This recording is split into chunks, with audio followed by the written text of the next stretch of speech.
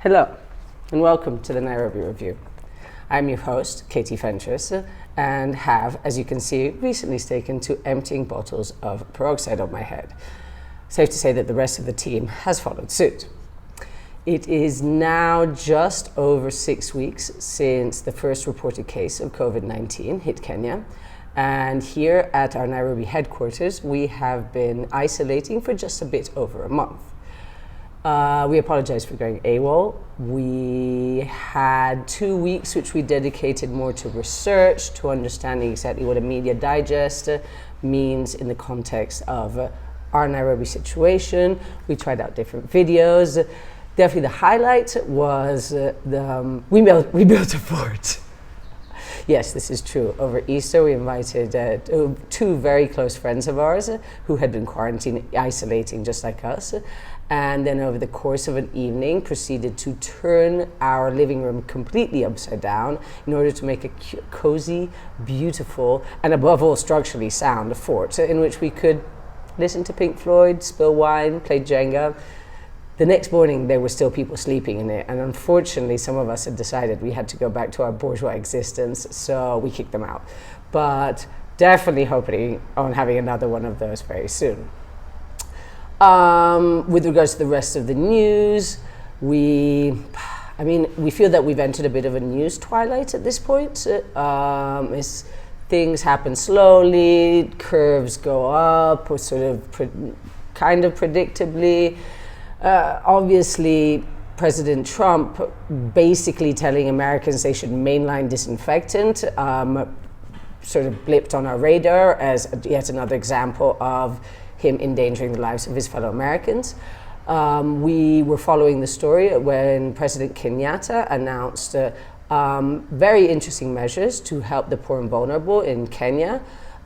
So far, we have not seen really how that is following up or translating into reality, but if the content of what his speech turns out to be true, then that would be an amazing step for Kenya, really looking out for the people who often get overlooked in the process. Italy celebrated 75 years since its liberation from Nazi occupation and announced that lockdown was nowhere near ended. And finally, Sweden's experiment with not socially isolating seems to have really been proved to be a bit of a failure. So there you go. One piece of news that last week we started noticing was these reports of, let's say, youth behaving badly. There was outrage over the story of a bunch of youth commandeering an ambulance to use as their personal after-curfew taxi, and then they even filmed themselves on TikTok drunk in the ambulance. So yeah, guys, hello, like, at least if you're gonna do that kind of stuff, be smart.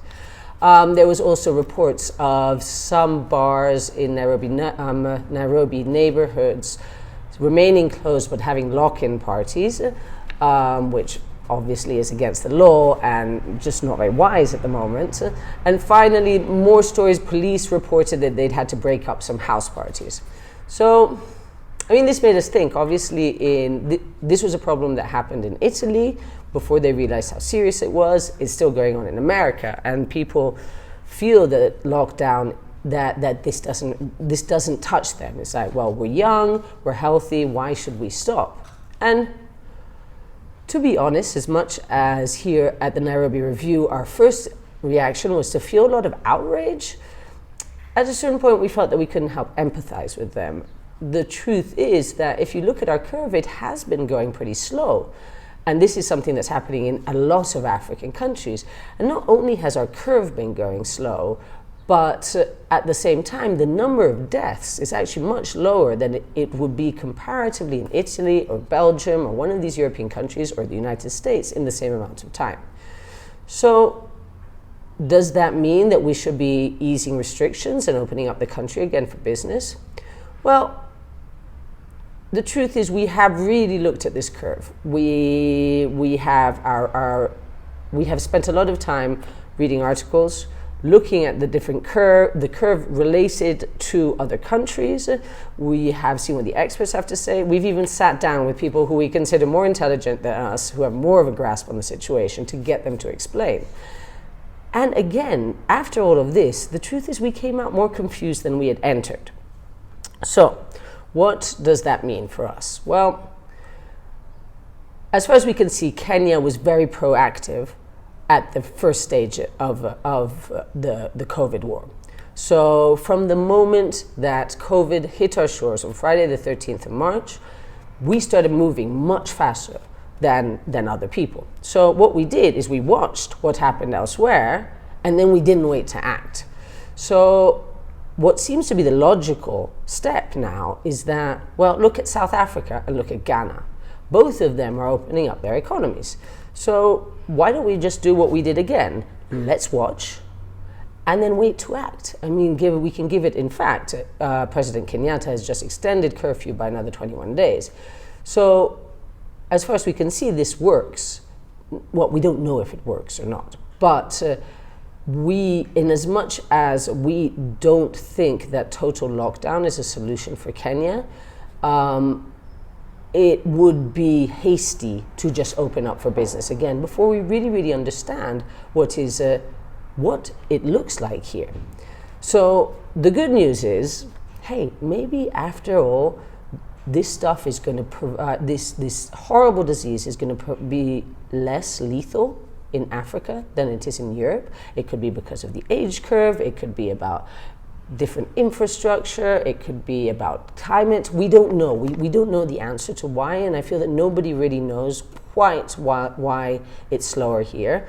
So let's watch, let's wait, and in a couple of weeks, let's have this conversation again. That said, there's no reason to be bored while you're at home. I mean, while some of us might actually still be doing our jobs and stuff, we know that a lot of people are home all day. So, with that in mind, we have sent out our 2 entertainment reporters to have a gander of what's been going on, both in the world of live online music shows and in just regular TV. And with that, I shall be passing you over to Grace. Over to you, Grace. Hi, everyone. Thank you so much for tuning into this week's episode of the Weekly Review. My name is Grace, and welcome to the Nairobi Review. Unfortunately, DJ Raf could not join us this week because he is stuck in some basement somewhere, not quarantine related. But he has been sending us notes and updates on what's been happening on his side of wherever he is. And one person we really have to shout out is ZJ Avexi. From the group that DJ Raf has been getting his information from, which is 254 Diaspora DJs Live on the Mix group on Facebook. Apparently, ZJ Avexi, who was determined to put out mixes for his fans from his phone speakers, who was recording his mix from his laptop speakers, then he experienced a blackout because of the heavy rains, went out, looked for a generator, came back, hooked up to the generator, continued the mix for his fans, and we appreciate you so much. And obviously the internet was not shy on showing their appreciation, because in just 2 hours, fans from across the globe raised 400,000 Kenya shillings for the DJ to buy equipment and continue with his tunes for his people. Oh my goodness, the internet, the community, the unity, I love it. Thank you so much for doing what you do, ZJ Bexy. Thank you so much for every DJ out there who's been doing everything they can to keep us entertained despite everything. Please stay tuned to Bad Mambo Productions page on Facebook to see more of DJ Raf's updates weekly and daily. Every day he will be digging into the underground Nairobi scene, or not even Nairobi, everywhere. He'll be digging into the scene underground and letting us know what's been going on where, and it's not something you want to miss. So just check out the Bad Mambo Productions page on Facebook. Thank you, DJ Raf. And on another note, have you guys watched Too Hot to Handle? Because I am obsessed. Okay, we have flipped the script of reality TV, people. Not anymore is it about just the money, okay? Reality TV is working towards the betterment and the productiveness of mankind. What?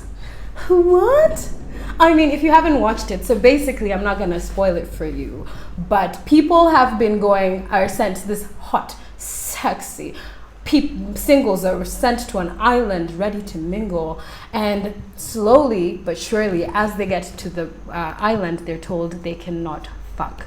They cannot kiss, they cannot touch, they cannot make any sexual advances, because the point of being on the island is to see and connect with people more than physically or sexually. I mean, is this not what we've been waiting for reality TV? I hope more TV stations take suit and also just start working towards the betterment of people. It is not about the money. It doesn't always have to be about the money. And that's it for your entertainment review. My name is Grace. Thank you so much for watching. Back to BM and Katie. Have a good day. Reality TV for the betterment of humanity. Okay, if you say so. I shall have to go and look.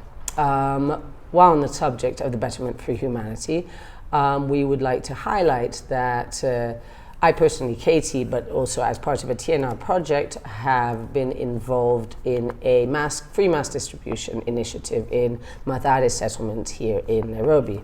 Mathare is one of the bigger informal settlements in the city, and based on a conversation I had with the head of an organization called Mathare Roots, they told me that about 10% of people in Mathare can afford to buy a mask, a reusable cloth mask.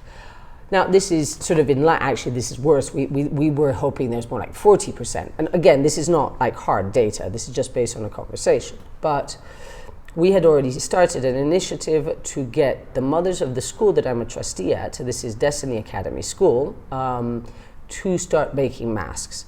We did a pilot project. We managed to make 1,000 masks in a week, and they came up to roughly 48 bob per mask. That's including the labor cost per mask that goes to the women.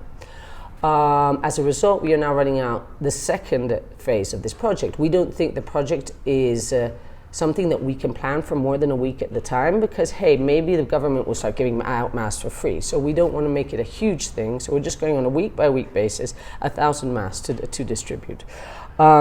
As such, we would like to ask you if you can find it in you to contribute to this campaign. We're only raising 50,000 shillings, 48,250 shillings to be precise.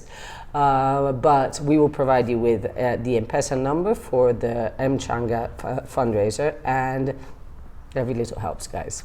To close it off, there is a fun initiative going on, courtesy of Creatives Garage, called the Lockdown Festival. We have actually been invited to participate in a panel. The name of the panel is Crisis Creativity, and we thought, mainly because, I mean, who are we if not commentators on what's happening? We would bring in our closest correspondents that we've been working with since the beginning, in order to get a better idea of how artists living in marginalized neighborhoods are reacting in this situation. As such, it will be an honor to host Kevo Stero of Masambili, Michael Popobach, formerly a member of Uko Flani, who's working down in Mombasa, and James Muel, who also is a choreographer, a dancer, and works with Africa Heart Yoga here in Kariobangi in Nairobi. So join us tomorrow, Tuesday, I have no idea what dates no longer. I just know days of the week. So join us tomorrow on Tuesday at 4 p.m. There will be a live panel discussion. And so if you join then, you get to ask questions. Otherwise, you can watch it afterwards and not get to sort of be involved. But anyway, we'll give you more details about that. And with that, I shall sign out. And with my new sign out, which is peace and fucking, because we don't get to do much for the second one. And so yeah, thank you for watching. See you again next week.